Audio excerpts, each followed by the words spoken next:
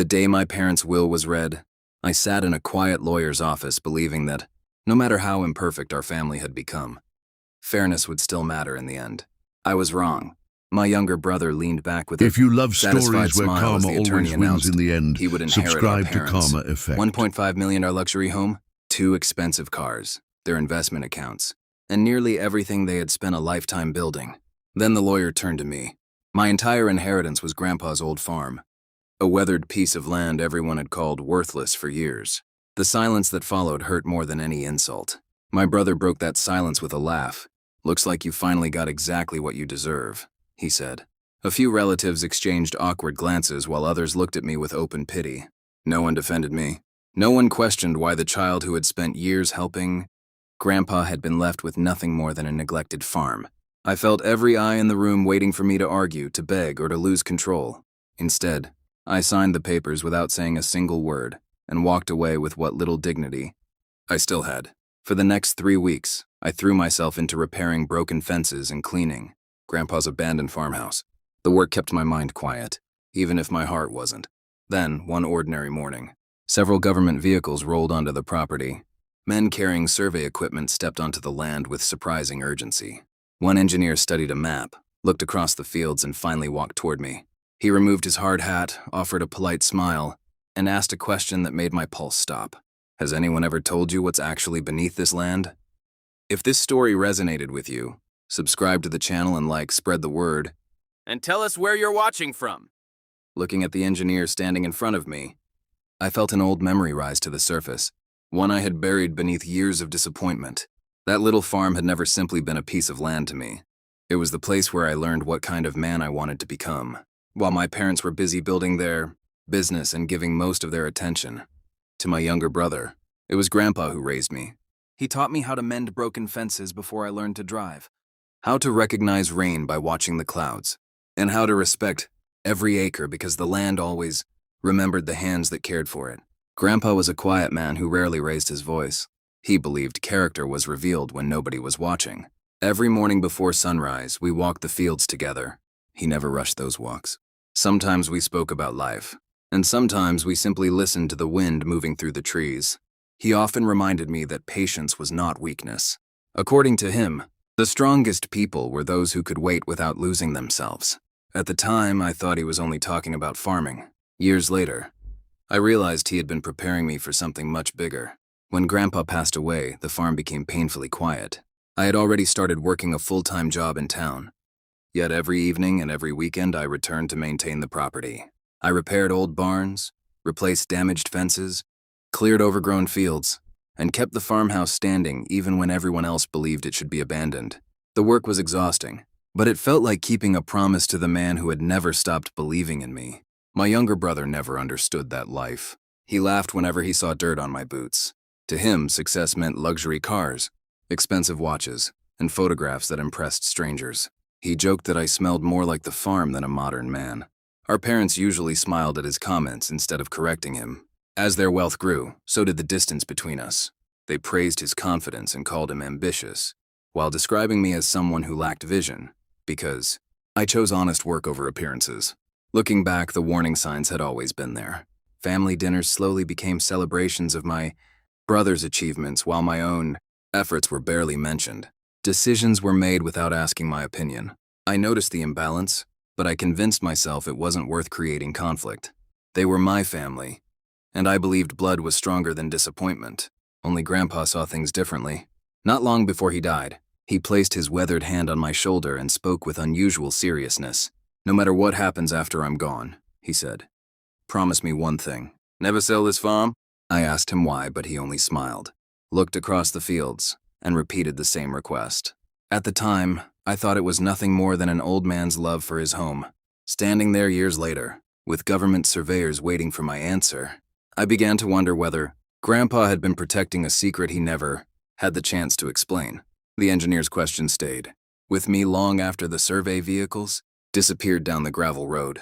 He didn't explain what they were looking for. He simply thanked me for my cooperation and said someone would contact me if additional access to the property became necessary. It was a polite conversation, yet something about his careful choice of words unsettled me.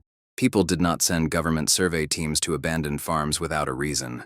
Only 2 days later, my younger brother called. We hadn't spoken since the inheritance reading, so hearing his voice surprised me. He sounded unusually friendly, asking about my health before casually bringing up the farm. He suggested that maintaining such an old property must be exhausting and offered to buy it from me. The amount he mentioned was higher than I expected, especially for land everyone had spent years calling worthless. I thanked him for the offer and politely declined. He laughed softly, said I would change my mind, and ended the call. A week passed before he contacted me again. This time his offer had nearly doubled. He claimed he simply wanted to keep the property and the family, but his confidence sounded rehearsed. When I refused a second time, his tone lost its warmth. He reminded me that old farms cost money to maintain, and warned that stubborn pride often became expensive. His words echoed in my mind long after the conversation ended. Not long afterward, I received a letter from an attorney representing my brother. It wasn't threatening, but it encouraged me to consider selling while the market was favorable. The timing felt too convenient. Before I could fully process it, another stranger arrived at my front gate. He introduced himself as a real estate developer searching for rural properties with long-term investment potential. He barely glanced at the farmhouse or the barns. Instead, his attention remained fixed on the open fields, as though the ground itself interested him far more than anything built upon it. The strange encounters didn't stop there. Neighbors began mentioning unfamiliar trucks driving slowly along the nearby roads. Some claimed they had seen people taking measurements and photographs around several farms, including mine. One elderly neighbor quietly admitted he had never seen outsiders show this much interest in the area before. His concern matched my own growing unease. Then I noticed something I couldn't ignore. Fresh survey markers had appeared along the edges of my property. They hadn't been there the previous weekend. Brightly colored stakes stretched across sections of land that had remained untouched for decades. Nobody had informed me they would return. When the government survey team arrived again, they spent hours examining maps, collecting soil samples, and speaking in low voices whenever I approached. They answered every question with professional politeness but revealed almost nothing. As I watched them work, one realization became impossible to dismiss. Everyone who had once dismissed Grandpa's farm as worthless suddenly wanted a piece of it. The only question left was why. A month after the inheritance, my parents invited the entire family to my brother's new house for what they called a celebration. The mansion was exactly the kind of place he had always dreamed about, with polished marble floors, expensive artwork, and windows that overlooked the city skyline. Everyone admired his success as though he had earned it through sacrifice rather than inheritance. I almost declined the invitation, but Grandpa had always taught me that avoiding people never solved anything. So I went, determined to keep my dignity no matter how uncomfortable the evening became. At first, the conversations were polite. Relatives asked about my work and the farm with forced smiles that barely concealed their pity. Then my brother raised a glass and decided to entertain the room at my expense. "So," he said with a grin, "has my stubborn brother finally realized that farming won't make him rich? I offered him more money than that old land is worth, but he refuses to listen to reason." A few people laughed. One uncle shook his head and said I was letting pride ruin my future. An aunt added that I should be grateful anyone wanted the property at all. Even my parents remained silent. Their silence hurt more than the laughter because it sounded like agreement. My brother continued, enjoying every moment of the attention. "Some people mistake being difficult for being honorable," he said. "He could have a comfortable life tomorrow if he stopped pretending Grandpa's old farm was some kind of treasure." I looked around the room. Not one person asked why my brother cared so much about buying land he had mocked for years. Instead, they all looked at me as though I were the unreasonable one. I felt the familiar sting of humiliation, but I refused to argue. Losing my temper would only prove everything they already believed about me. After dinner, I stepped outside to clear my head. As I walked along the side of the house, I heard familiar voices coming from the patio behind a row of hedges. I wasn't trying to listen, but one sentence stopped me in my tracks. The speaker was the same real estate developer who had visited my farm. "He still hasn't signed?" the developer asked quietly. My brother sounded irritated. "No, I thought he'd sell immediately after the inheritance. He's more stubborn than I expected." The developer lowered his voice even further. "Once the official survey becomes public, the price will be impossible to control. You need that property before then." My heart began pounding. Then my mother spoke. "We gave him the farm because we believed he'd sell it to his brother within weeks," she said. "We never imagined he'd actually keep it." My father sighed. The plan made sense at the time. He always needed money more than your brother. We assumed he'd accept the first reasonable offer. I stood frozen behind the hedge, struggling to breathe. The inheritance had never been about fairness. It had been carefully arranged. They hadn't trusted me with Grandpa's land because they believed in me. They had expected me to give it away without asking questions, allowing my brother to become the true owner before anyone else discovered its real value. For years, I believed I had simply been the forgotten son. That night, I realized something far worse. I had been part of a plan from the very beginning. The only thing I still didn't know was what they were so desperate to hide beneath Grandpa's farm. I drove home that night without calling anyone. Every mile gave me more time to think. Anger tempted me to confront my parents, expose my brother, and demand answers. But Grandpa had always warned me that people who acted in rage often destroyed their own strongest position. If my family had hidden the truth for this long, then emotions would not uncover it. Only facts would. The next morning, I contacted an independent land surveyor with an excellent reputation. I told him everything except what I had overheard at my brother's house. I wanted his conclusions to be based entirely on evidence. At the same time, I hired an experienced land attorney who specialized in property, rights, and mineral ownership.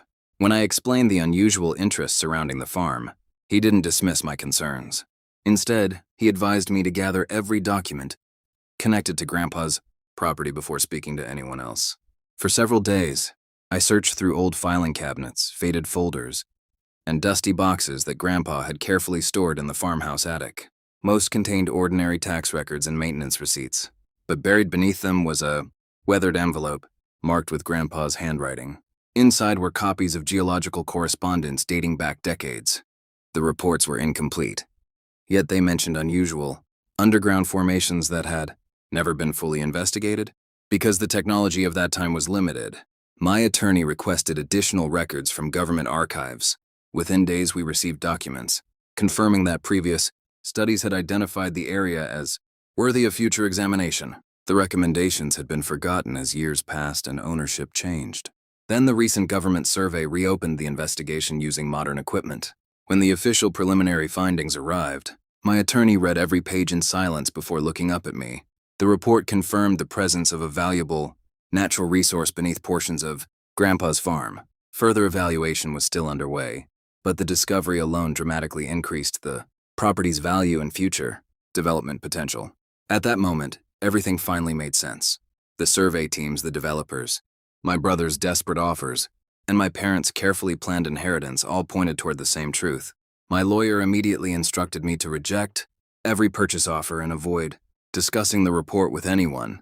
He quietly organized certified copies of every document, secured expert opinions, and prepared for whatever legal questions might arise once the findings became public. Meanwhile, my brother continued calling every few days with increasingly generous offers. Each refusal seemed to convince him that I was simply negotiating for more money. He had no idea that I already knew far more than he imagined. His confidence remained unshaken. Soon, it would become the very thing that exposed every lie my family had built upon Grandpa's land. 2 weeks later, my attorney called with the news we had been waiting for. The government's final survey had been completed, and because several parties had already attempted to purchase the property, a formal meeting had been requested to clarify ownership and development rights. The meeting would take place at the same law office where my parents' inheritance had been read. Walking through those familiar doors again felt strangely symbolic. The last time I had entered that room, everyone saw me as the son who had inherited the least. This time, I carried a folder filled with facts instead of expectations. My brother arrived wearing the same confident smile I remembered from the inheritance reading. My parents sat beside him, believing they already understood how the afternoon would unfold. The real estate developer was there with his legal team, along with government representatives and my attorney. The atmosphere was calm, but beneath that calm I could feel everyone's anticipation. The lead survey official began by explaining that months of geological analysis had confirmed the presence of a significant mineral deposit beneath large sections of Grandpa's farm. In addition, the property's location made it essential for future infrastructure and development plans approved by regional authorities. The combination of mineral rights and strategic development potential increased the land's estimated value into the tens of millions of dollars. The room fell silent. For the first time since my parents' will had been read, nobody looked at my brother. Every eye turned toward me. The official continued. explaining that ownership had been legally transferred through the inheritance and that all verified rights belonged solely to the current landowner. My attorney calmly placed certified documents on the table confirming every conclusion. My brother's confidence disappeared almost instantly. "There has to be another solution," he said, forcing a nervous smile. "We're family. We can still switch properties. You can take the house, the cars, the investments. I'll take the farm."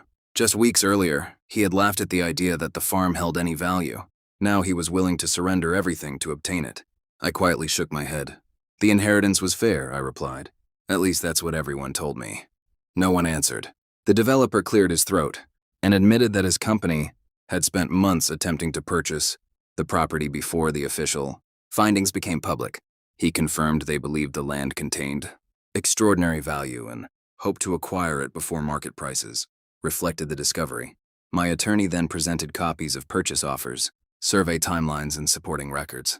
Piece by piece, the entire story became impossible to deny. My mother lowered her eyes. "We underestimated your grandfather," she whispered. My father spoke more slowly than I had ever heard him. "We believed you would sell immediately. We thought your brother was better prepared to manage something this valuable." Their words carried regret, but they also confirmed everything I had overheard outside my brother's house. The inheritance had been manipulated from the beginning, not because they trusted me, because they believed I could be persuaded to give away what Grandpa had protected his entire life. Around the table, relatives who had once laughed at me avoided meeting my eyes. No one spoke about my lack of ambition anymore. No one mentioned stubborn pride. Their silence said more than their criticism ever had. For years, I had been treated like the family's greatest disappointment. Now the only thing separating me from everyone else was one decision: whether I would hold on to my anger, or whether I would honor the values Grandpa had spent a lifetime teaching me. After the meeting, people expected me to make a quick decision. Developers continued calling with offers that grew larger every week. Financial advisors spoke about retirement, luxury homes, and investment opportunities that could change my life forever. I listened politely, but I signed nothing. For years, everyone around me had treated Grandpa's farm as nothing more than a number waiting to be calculated. I refused to make the same mistake. Before it became an asset on paper, it had been a home built with love, sacrifice, and quiet determination. Instead of selling the land, I restored the old farmhouse where Grandpa had raised me. The broken porch was rebuilt, the faded barn received a new roof, and the neglected fields slowly came back to life. Every improvement reminded me that some investments could never be measured by money alone. I also created a scholarship in Grandpa's name for young people who wanted to study agriculture, conservation, and rural development. Alongside it, I established a small foundation to help struggling family farms remain in the hands of those who genuinely cared for the land. My brother made very different choices. Believing his success would continue forever, he invested heavily in risky business ventures that promised fast profits. Without the hidden wealth he had expected from Grandpa's farm, several of those investments collapsed. He lost much of what he had inherited, not because anyone sought revenge, but because arrogance often mistakes confidence for wisdom. My parents apologized more than once. I accepted their words, yet forgiveness did not erase the years we had lost. Trust, once broken, heals slowly. We learned to speak again with respect, but our family never returned to what it had been. Some things cannot be rebuilt exactly as they were. They can only become something quieter and more honest. We believed you would sell immediately. We thought your brother was better prepared to manage something this valuable. Their words carried regret, but they also confirmed everything I had overheard outside my brother's house. The inheritance had been manipulated from the beginning. Not because they trusted me, because they believed I could be persuaded to give away what Grandpa had protected his entire life. Around the table, relatives who had once laughed at me avoided meeting my eyes. No one spoke about my lack of ambition anymore. No one mentioned stubborn pride. Their silence said more than their criticism ever had. For years, I had been treated like the family's greatest disappointment. Now the only thing separating me from everyone else was one decision: whether I would hold on to my anger, or whether I would honor the values Grandpa had spent a lifetime teaching me. After the meeting, people expected me to make a quick decision. Developers continued calling with offers that grew larger every week. Financial advisors spoke about retirement, luxury homes, and investment opportunities that could change my life forever. I listened politely, but I signed nothing. For years, everyone around me had treated Grandpa's farm is nothing more than a number waiting to be calculated. I refused to make the same mistake. Before it became an asset on paper, it had been a home built with love, sacrifice, and quiet determination. Instead of selling the land, I restored the old farmhouse where Grandpa had raised me. The broken porch was rebuilt, the faded barn received a new roof, and the neglected fields slowly came back to life. Every improvement reminded me that some investments could never be measured by money alone. I also created a scholarship in Grandpa's name for young people who wanted to study agriculture, conservation, and rural development. Alongside it, I established a small foundation to help struggling family farms remain in the hands of those who genuinely cared for the land. My brother made very different choices, believing his success would continue forever. He invested heavily in risky business ventures that promised fast profits. Without the hidden wealth he had expected from Grandpa's farm, several of those investments collapsed. He lost much of what he had inherited, not because anyone sought revenge, but because arrogance often mistakes confidence for wisdom. My parents apologized more than once. I accepted their words. Yet forgiveness did not erase the years we had lost. Trust, once broken, heals slowly. We learned to speak again with respect, but our family never returned to what it had been. Some things cannot be rebuilt exactly as they were. They can only become something quieter and more honest.